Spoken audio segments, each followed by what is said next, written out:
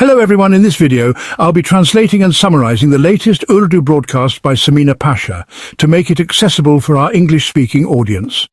Let's go through the key developments and insights in Samina Pasha's words. A meeting has taken place between Mr. Shahbaz Sharif and Donald Trump. There's been a lot of buzz, commentary, even celebration and criticism. All sorts of mixed reactions around it. We'll talk a bit about that. Today, Karachi University issued a notification cancelling the degree of Justice Tariq Mahmood Jahangiri. Apart from that, Imran Khan has released a message regarding the rally scheduled for September 27 through his Twitter account. Also, there was a significant hearing in the Court of Justice Mohsin Akhtar Kayani. We will cover all of this in today's vlog. We request you to subscribe to the channel if you haven't already. First, let's talk about the very significant meeting between Shahbaz Sharif, Field Marshal Asim Munir and Donald Trump. They were specially invited to Washington for this meeting. They received a red carpet welcome, and then they were taken to the White House. Images and videos of the whole scene were released, which sparked a lot of reactions. Interestingly, government supporters are portraying this as if no one has ever received such a welcome before.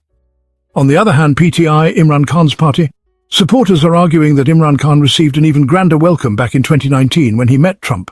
So that debate is also going on. But Michael Kugelman, a known political analyst, stated that this was just a normal routine-level reception and it cannot be called a special welcome, nor was it a state visit. American analysts are also viewing it this way. Regardless, it is understood that the Pakistani side had concerns about Trump potentially pressuring for Imran Khan's release if he comes to power again, so they prepared a strategy to settle matters with him, which to a significant extent was successful. Let's admit that this government successfully managed to get Trump to align with them on certain issues. But is Trump that naive? Do you really think Trump became such a fan of their abilities that he just went along with whatever they wanted? No. The world is waiting to hear what actually took place in that meeting. The meeting lasted an hour and a half. There was no media talk afterwards, no questions taken. But a few images were released showing that Field Marshal Asim Munir was also present. There was also a small press release issued later, which was, as usual, quite diplomatic and formulaic, mentioning things like bilateral relations, investment discussions, and so on. Nothing in it gave much insight into what was actually agreed upon. Still, it's not hard to guess what Trump might have insisted on in a meeting like this. One thing is clear. Trump wants to be seen as a great global leader. He wants to add achievements to his legacy, issues that he can claim he personally resolved, including ones that have been unresolved for decades. He's always keen to take credit, whether it's for reducing tension between India and Pakistan or helping with conflicts between other nations. He wants to claim that peace in the Middle East was achieved under his leadership. This could involve pushing forward the two-state solution and getting Arab countries to recognize Israel, and even pressuring other Muslim countries who haven't yet accepted Israel to do so. Western nations are already recognizing Palestine, so the entire situation is leaning again towards the Abraham Accords framework, with Trump aiming to finalize it during his potential next term. Trump also has his eyes on Afghanistan. He wants the Bagram air base, which would allow him to keep China within range. For that, he needs Pakistan's cooperation. He's also interested in Pakistan's mineral resources, looking for investment opportunities and economic benefit. So there are multiple issues on which Trump is engaging with Pakistan. Now the question is, what commitments did the Pakistani side make, or signal they might make? This is crucial, and it probably won't remain hidden for long. Eventually it will become obvious based on future developments. If commitments were made, they'll have to be fulfilled here on the ground. That will show whether Pakistan's policy direction is shifting. Because one thing is certain, in international relations, there is no such thing as a free lunch. No free cup of coffee or tea either. Everyone knows that when you give importance to another country and establish close ties, you also expect something in return. If Trump is giving this government such importance, then obviously he wants something in return. And what is Pakistan willing to give? Can it give what Trump wants? Should it give it? These are questions we'll be able to explore more when things come to light. Now, many people are calling this a success for the current Pakistani government, and to some extent, you could say yes. It's a success in the sense of gaining legitimacy. Their biggest problem was that they were considered to be in power through a rigged mandate. Now they want to show the people that we're being recognized internationally, so accept us as your rightful leaders. They want to say, look, Pakistan is progressing, we are representing the country abroad, and people are treating us with respect. That's the message they want to project using these images. And that's what every government tries to do, of course. But like I said, the real test is, what does Pakistan give in return and what does it receive? Because history shows that US-Pakistan relations are always warm when there's a military dictatorship in Pakistan, or when the military has a strong hold. Whether it was General Zia-ul-Haq's era, General Musharraf's era, or others, the US always had close ties and gave them blessings in return for services rendered. Pakistan even started never-ending wars in its own region, the consequences of which we still suffer today. So when people say US-Pakistan relations are improving, there's also a fear. How much will we have to pay this time for these close relations? That fear, however small or subtle, still exists in many minds. Now let's see what results come out of all this. Meanwhile, there are many different analyses and commentaries going around. Some people had claimed that if Trump returns, he would shake things up in Pakistan, demand Imran Khan's release, and so on. But the opposite happened. Trump built ties with this current regime and didn't even mention Imran Khan. Now some are blaming Pakistani Americans, saying they created false expectations, presented the case poorly and misled people by hyping this up. And reality turned out to be the opposite. Many people also recalled that moment when Imran Khan returned from his visit to Trump in 2019 and said, "I feel like I've just won the World Cup." Now some critics are mocking the current government and saying, if this meeting was nothing special, then why was it a big deal back then? But in my view, Imran Khan's statement is often misunderstood. When he said he felt like winning the World Cup, it wasn't because he was overjoyed to meet Trump. It was because, like when he won the World Cup, he felt he could now better pursue his cause, like building the cancer hospital. It was never about personal pride or Trump worship, but about the greater mission he was working for. So behind that too, the intention was one of welfare and public benefit. Now when people talk and say, "Oh, Donald Trump became such a significant figure that Imran Khan felt like he had won the World Cup after meeting him," that's not what it was. The thing is, Imran Khan's visit, the way the visuals played out, the kind of reception it got in Pakistan, when he returned, he was given a grand welcome. You might recall, when he addressed Pakistani Americans in the Arena Hall in the United States, it was a massive gathering of thousands. Possibly no other Pakistani leader has ever drawn such a huge crowd overseas. So that appreciation he received, that was what he was comparing it to, the kind of appreciation he got from his own people after that visit.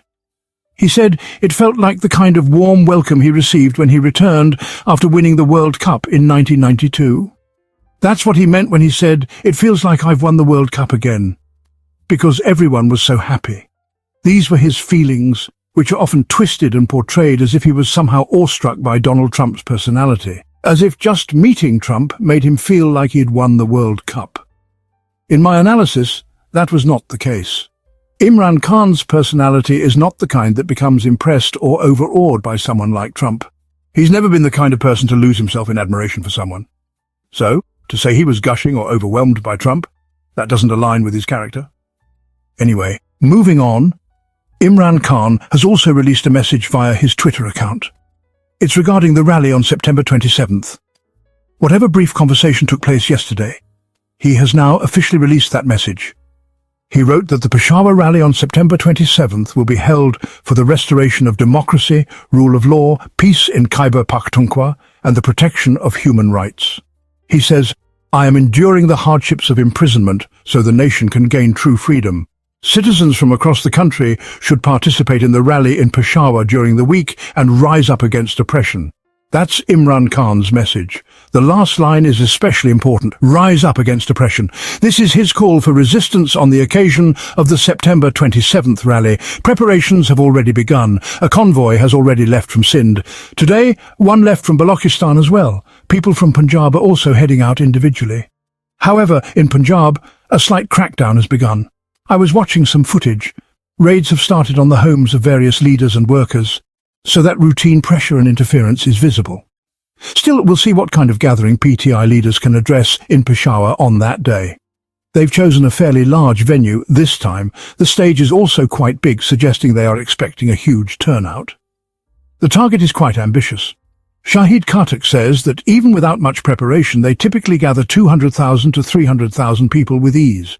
But this time the target is 1 million. 10 lakh. So we'll have to see how close they come to reaching that goal, how big a mark they can make with this rally. That remains to be seen. Of course, the analysis and commentary will follow. Only one day remains. The rally is tomorrow. Let's see what kind of response it receives. Now, let's talk about the fake degree case of Justice Tariq Mahmood Jahangiri. Karachi University has issued a notification stating that, in light of the Sindh High Court's decision and a syndicate meeting, they have decided to withdraw and cancel his degree. Now, this is quite an interesting line, withdraw and cancel. What does that mean? Something that was once issued, you can cancel or withdraw it, but the accusation here is that the degree is fake. Now, when you call a degree fake, what does that usually imply? It means the person didn't take the exam at all, or they forged a degree and used it everywhere fraudulently. If you're saying someone's degree is fake, it suggests that the person never studied at Karachi University, never sat for the LLB exam, and was never issued a degree by the university. So, if something never existed in the first place, how can you cancel it? That's the contradiction here. This is what I'd call a major blunder, and I think it will actually benefit Justice Tariq Mahmood Jahangiri in fighting his case, because he can now argue, you're saying I was never issued a degree, but now you're withdrawing it. If it never existed, how could you cancel it? That's a key development today. Let's see what happens next. But on the other hand, it's deeply unfortunate that if someone refuses to bow to the system or makes decisions based on law and justice rather than taking orders, then 30 to 35 years later, even their academic credentials are declared fake to bring them down. This same person has held multiple important posts under your own system. Perhaps he was Advocate General and practiced law for many years. Then he became a judge of the Islamabad High Court. So if a person has held so many positions, were his qualifications never checked in 35 years? And now, suddenly, when he ordered the opening of 45 forms related to 3 Islamabad constituencies and refused to back down, you decide to label his degree fake just to remove him from his post. This has become a complete joke. A system where anyone who refuses to bow down is targeted with such laughable tactics. And in doing so, the system itself becomes a mockery. Anyway, we'll give you more updates about this in the next vlog. Today, there was also an important hearing in the Court of Justice Mohsin Akhtar Kayani. The case was about a missing citizen, Umar Abdullah, who has been missing for 10 years. His family told the court that 10 lakh rupees had been deposited into their account by the government. But Justice Kayani said, depositing money is not a substitute for a person's life. Where is the man? Why aren't we being told his whereabouts? He then summoned the Islamabad sector commander or the Deputy Director General of ISI to come and brief the court. He remarked that whenever such officers are summoned, it causes a storm, as if something terrible has happened.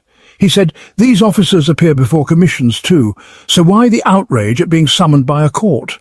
I'm not going to eat anyone. Come and give an in-camera briefing. Just come and explain the situation. What does your institution say about this? So Justice Mohsin Akhtar Kayani has summoned some very senior officials, and the next hearing is on October 6th. There is a possibility these figures may not personally appear, and the Ministry of Defence may issue a statement on their behalf. Because here there's this notion that appearing in court is somehow beneath the dignity of certain individuals, as if it's an insult. But in reality, under the law, everyone is equal. No one is above the law. Still, I think Justice Mohsin Akhtar Kayani will face more pressure now.